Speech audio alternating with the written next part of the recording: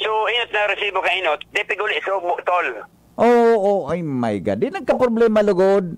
Oo, kaya, di mapirit.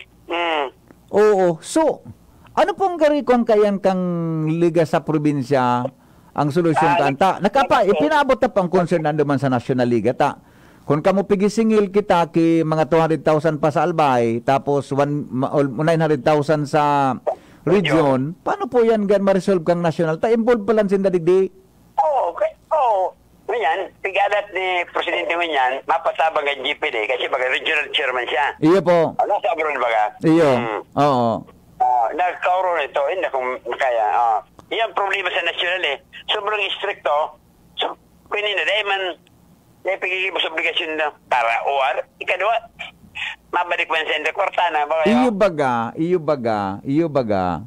So, ang kada, halimbawa, ang proseso pa lang kan kagawad, pag halimbawa ng Legazpi, kamo sa Legazpi, marimit kamo kang Diyos sa Liga. Dapat may OR na ibabayad sa Enda sa Provincia Liga, tama? Tama. Oo. Kami man sa Legazpi, sa mga barangay, may OR na magamit. Kamo man, saan man po hali ang OR nindo? Kamo? Sa Legazpi? Ano po? Ang OR nindo, saan hali po? Ang OR? Hindi, kami sa dire sa Liga. Sa Liga. Okay. Pero ang pinagamit mo dyan, so, pigapod na Liga Diyos, so nasyonal. I see. So may kon kamo, may sadiri kamong OR sa Legazpi para sa kapitan, mga kapitan. Pag nagbayad. Tapos kamo man, promotion yung paggamit mo. kamo man pag nagbayad kamo sa Liga. Sa nasyonal. I see. Pareho po kung nag-remit nga sa probinsya sa region, OR man dapat sa nasyonal ang gagamiton.